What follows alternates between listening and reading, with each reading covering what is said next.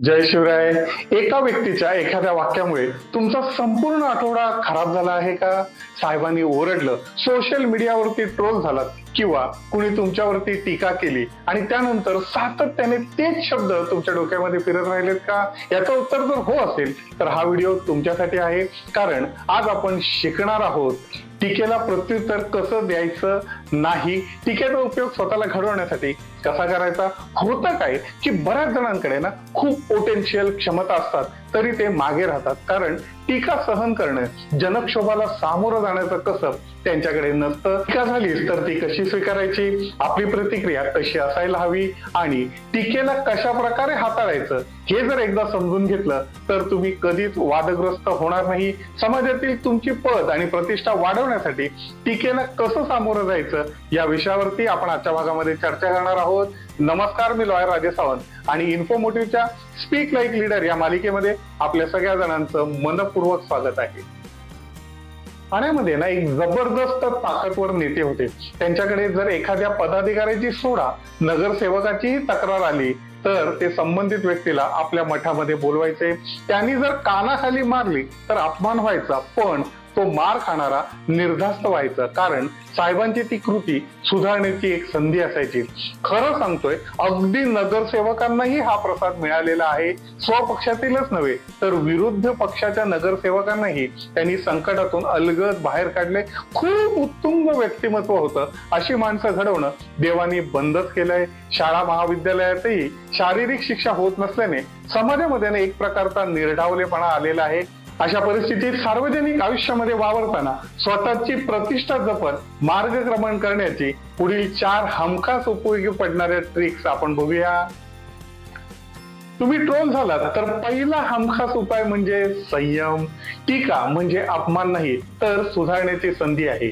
तुम्ही एखादी चूक सांगताना समोरचा चुकीचा शब्द वापरेल कदाचित, पण तुम्ही संयम ठेवा.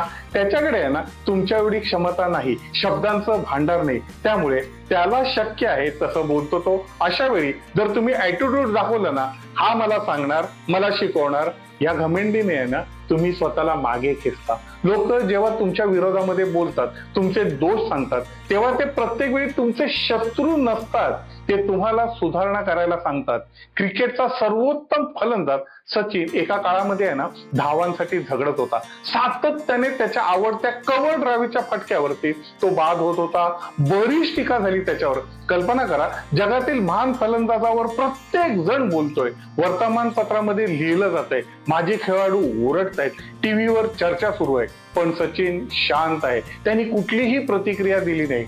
ऑस्ट्रेलियाचा चमू हा जगातील सर्वोत्तम संघ, त्यात भारताला त्यांच्या देशामध्ये जाऊन खेळायचं होतं. बघा, प्रत्येक देशाना स्वतःच्या ताकदीनुसार खेळपट्टी तयार करतो. भारतामध्ये फिरकीला मदत मिळते, पण इंग्लंड, ऑस्ट्रेलिया, न्यूझीलंड, दक्षिण आफ्रिका, वेस्ट इंडिज येथे ना जलद गती गोलंदाजांना मदत करणारी पीच तयार केली जाते. त्यातून हवामानही वेगाला मदत करणारं असतं. या बिकट परिस्थितीमध्ये 2004च्या जानेवारीत सचिनने गावस्कर बॉर्डर ट्रॉफीच्या सिडनी टेस्ट मध्ये 35 चौकारांसह नाबाद 241 धावांची तुफानी खेळी केली. या मॅरेथॉन खेळीमध्ये त्यांनी कव्हर ड्राईव्हसाठी आलेला प्रत्येक चेंडू सोडून दिला.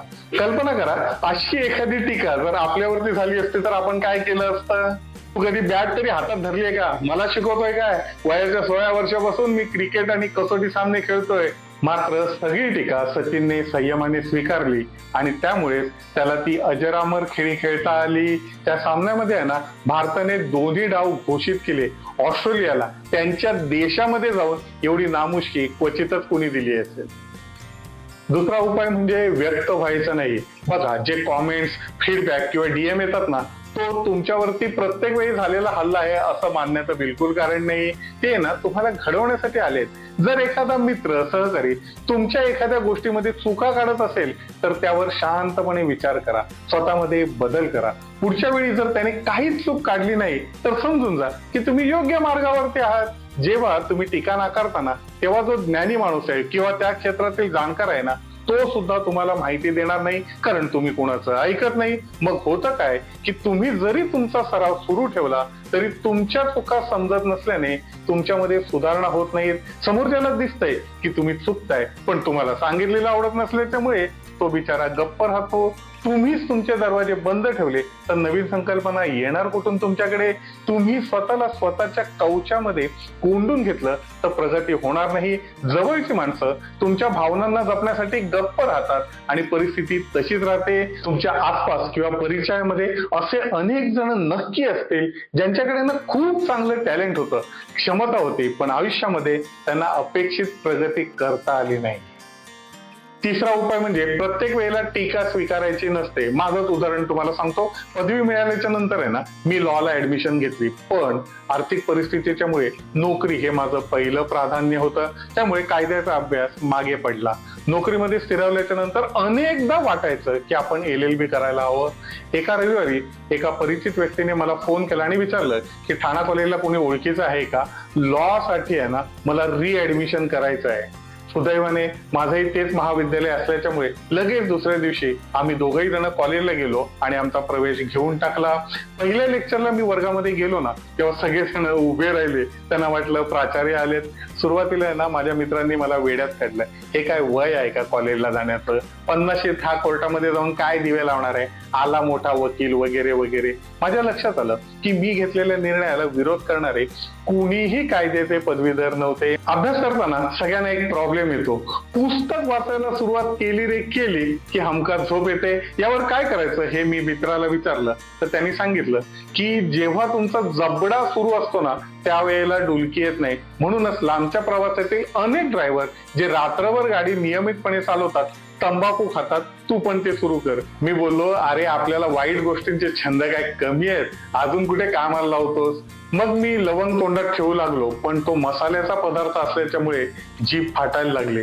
त्यानंतर ना मी एक उपाय केला की अर्धा एक तास आधी मनुके पाण्यामध्ये भिजत ठेवायचो आणि मग एक एक मनुका चगळत वाचन करायला लागलो. जबरदस्त उपाय आहे, अजिबात डुलकी येत नाही. करून बघा, खास करून विद्यार्थी मित्रांनी. चौथा उपाय म्हणजे टीका समजून घ्यायची असते. बऱ्याचदा ना असं होतं की तुम्ही कुठल्या तरी विचारामध्ये असता किंवा एखाद्या गोष्टीच्या बद्दल आहे ना तुमची पूर्ण तयारी झालेली असते. अशा वेळी कुणीतरी अचानकपणे नकारात्मक बोललं तर आपल्याला ना चीड येते. साला आपण एवढी मेहनत केली आहे आणि हे आता काय बडबडतात? अशा वेळी ना शांत राहा, पॉज घ्या, काही सेकंद जाऊ द्या. होऊ शकतं की ती व्यक्ती ना खरोखरच काहीतरी महत्वाचं सांगत असेल, पण समोरच्याला ना ते नेमकं शब्दामध्ये मांडता येत नसेल. अशा वेळी ना हमखास उपाय म्हणजे त्याला ना बोलतं करण्यासाठी काही प्रश्न विचारायचं. म्हणजे असं बघा की त्याला विचारायचं की तुला नेमकं काय म्हणायचं आहे किंवा तुला काय अपेक्षित आहे. तुमच्या या प्रोत्साहनाच्यामुळे ना दोन पैकी एक गोष्ट होईल. एक तर तो माणूस व्यवस्थितपणे सांगेल किंवा मग तुम्ही जी गोष्ट मनामध्ये नक्की केली तीच बरोबर असेल. आमच्या सार्वजनिक नवरात्र उत्सवामध्ये ना मोठी स्वागत कमान उभारण्याचं काम सुरू होतं. त्या शेजारी देवी मातेचा आशीर्वाद, गरब्याचे मोठमोठे फ्लेक्स लावूया असा माझा विचार होता. पण एका ज्येष्ठांनी सूचना केली की सावित्री नदीवरचा पूल पडलाय, त्यामध्ये बस वाहून गेली, काही जण गेले, त्यांना श्रद्धांजली देऊया. सुरुवातीला ना मला त्यांचा मुद्दा अजिबात पटला नाही. लोक देवीच्या दर्शनाला येणार, तरुणाई आणि खास करून महिला भगिनी रोज गरबा खेळणार आणि हा काय दुःखद प्रसंग घेऊन बसलाय. वय झालं ना की माणसं सटकतात, असाही विचार मनामध्ये येऊन गेला. पण तरी सुद्धा मी त्यांना विचारलं की बाबा तुम्हाला नेमकं काय सुचवायचंय? त्यावेळी त्यांनी सांगितलं की आपल्या आयुष्यामध्ये ना आनंद आणि दुःख येतच असतात. संकटातून बाहेर पडण्यासाठी, आपलं मनोबल मिळवण्यासाठीच तर आपण देवापुढे नतमस्तक होतो.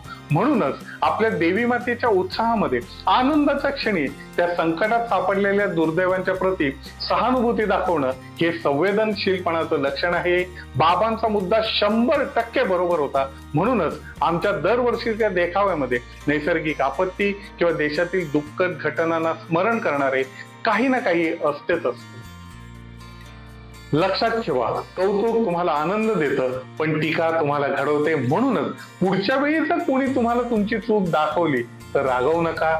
थांबा, ऐका, मनन करा, स्वतःला विचारा की मी यातून काय शिकू शकतो. कारण यशस्वी लोक टीकेपासून पळत नाही, तर ते टीकेचा उपयोग करून स्वतःची पुढची आवृत्ती घडवण्यासाठी करतात. टीका, स्पष्टवक्तेपणा आणि तिखट प्रतिक्रिया यांचे आपल्या आयुष्यात खूप महत्व आहे. कारण काही वेळा ना जे तुमच्या आजूबाजूच्यांना उमगतं ते तुमच्या लक्षात पण येत नाही. तुम्हाला केवळ चांगला संभाषण असलेलाच नव्हे तर सर्व गुणी व्यक्तित्व बनण्यासाठी हा घाव सहजपणे पचवायला हवा. आज इथेच थांबतो. हा भाग आवडला असेल तर लाईक शेअर करा. आमच्या इन्फॉर्मेटिव्ह चॅनेलला सबस्क्राईब करा. संभाषण कलेच्या अशाच नवनवीन गोष्टी जाणून घेण्यासाठी कायम आमच्या संपर्कामध्ये राहा. पुन्हा भेटू एका नवीन विषयासह. तोपर्यंत बोलत राहा, शिकत राहा आणि प्रगतिशील राहा. धन्यवाद.